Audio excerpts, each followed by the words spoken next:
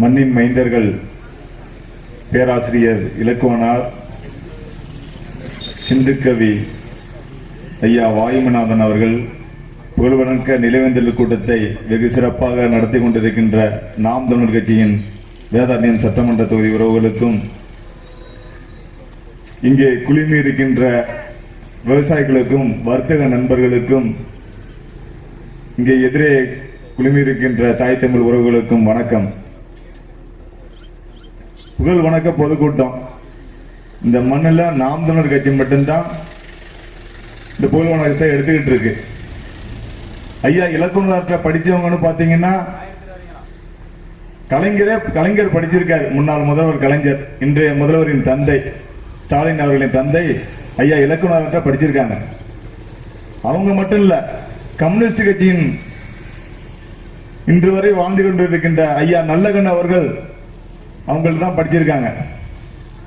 அதுல பாத்தீங்கன்னா ஐயா கலைஞர் அவர்கள் எல்லா முள்ள மாதிரி தினம் முடிச்ச தினம் எல்லா தினத்தையும் பண்ணி மறைந்துட்டாரு.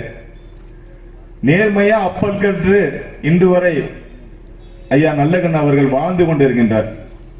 நீங்க பார்க்கணும், ஐயா நல்லகண்ண ஐயாவுக்கு என்னென்ன சொல்லி கொடுத்தாரோ அதை பூரா இலக்குனர் ஐயா கருணாநிதி அவர்களுக்கு சொல்லி கொடுத்திருப்பார்.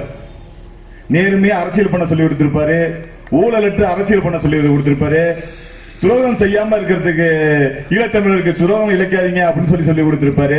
எல்லாமே சொல்லி கொடுத்திருப்பாரு. ஆனா எது ஒன்னையுமே பொருள்படுத்தல. இன்னைக்கு ஆசியாவிலே மிகப்பெரிய பணக்காரரா இருக்காரு. கச்சத்தீவை தாரவாரத்தை கொடுத்துட்டாரு. அதனால நித்தம் நம்ம மீனவர்களுக்கு பிரச்சனையா இருக்கு. வரும் தேர்தலில் அந்த கச்சத்தீவு தேர்தல் அறிக்கையாக மட்டுமே இருக்கு, தீர்க்கப்படாத பிரச்சனையா இருக்கு. இதுக்கு முழு காரணம் இன்றைக்கு இருக்கின்ற கட்சி, ஆளுங்கட்சியா இருக்கின்ற திராவிட முன்னேற்ற கழகம் தான். அது கடந்த காலத்தில் செய்த தவறு தான். அதே போல காவிரி பிரச்சனை இன்னைக்கு விவசாயிகளை பெரிய வஞ்சிக்குது. காவிரி நம்மளுக்கு கிடைக்க வேண்டிய உரிமை நீர் கிடைக்க மாட்டுது. எப்ப கர்நாடகாவில் அதிக மழை பெய்யுதோ அப்ப அவன் உபரி நீரை கொடுக்கிறான். நம்மளுக்கான உரிமையான நீரை கொடுக்கறதே இல்லை. இதுக்கு யார் காரணம்? இந்த உரிமையை தட்டி கேட்டு வாங்குறது இல்லை. ஏன்னா கர்நாடகாவில் கருணாநிதி அவர்களின் குடும்பம் பெருந்தொழில் பண்ணுது. அதனால தட்டி கேட்டோம்னா அங்க பிரச்சனையா போயிடும், அவங்க குடும்பத்துக்கு பிரச்சனையா போயிடும். அதனால அந்த வேலையும் செய்யறது இல்ல. நம்மளுக்கு கிடைக்க வேண்டிய உரிமைகளை வாங்கி கொடுக்கறது இல்ல. நீங்களாம் மக்களாக நீங்கள் புரிஞ்சுக்கணும். இப்ப இங்க உட்கார்ந்து இருக்கவங்க நாங்க தமிழ் தேசிய அரசியல் சீமான ஒரு ஆளா இவ்வளவு பெரிய அரசியலை நம்ம செஞ்சுட்டு இருக்கோம். தமிழ் தேசிய அரசியல் எதுக்காக செய்யறோம்? இழந்ததை மீட்பதற்கும் இருப்பதை காப்பதற்கும் செய்யறோம். அதுக்கு தானே செய்யறோம். ஆனா திமுக எல்லாம் பாருங்க, மணல் கொள்ள அடிக்குது, மலைகளை வெட்டி கொடுக்குது. கடந்த ஆட்சியில் இருக்கோல சொன்னிச்சு, எடப்பாடியார் ஆட்சியில் இருக்கோல கன்னியாகுமரியில் மலைகளை வெட்டுறாங்கன்னு. இன்னைக்கு அந்த ஆட்சியோட இன்னைக்கு 2 மடங்கு 3 மடங்கு அதிகமா வெட்டி எடுத்துட்டு போறாங்க. இன்னைக்கு பாருங்க, இந்த கொலக்கரையில உள்ள சவுடல் மண்ணை எடுக்கலாம் அப்படின்னு சொல்லி ஒரு ஜியோ வந்திருக்கு. உடனே இங்க உள்ள குளத்தை பூரா எல்லாம் வெட்டுறாங்க.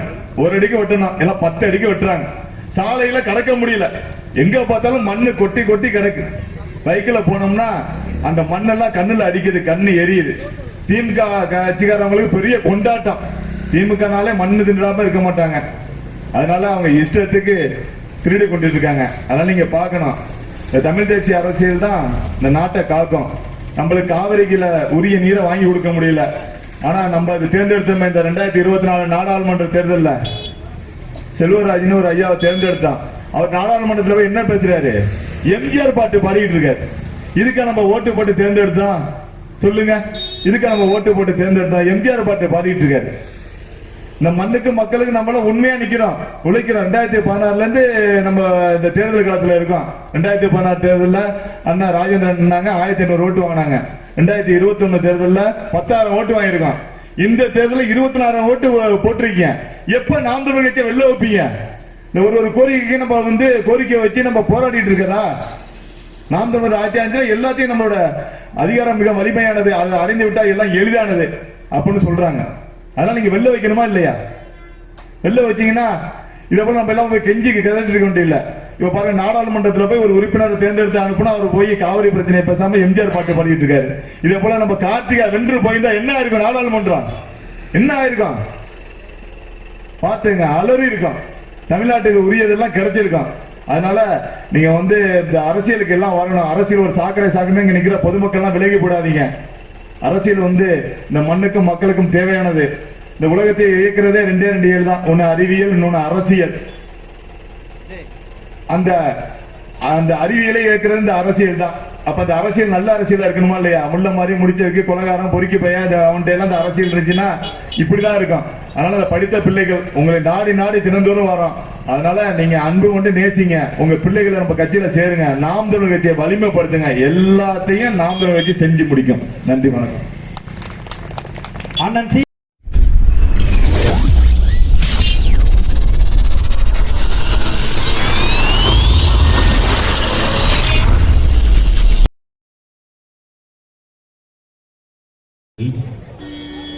நாம் தமிழர் கட்சியின் சார்பாக மருத்துவர்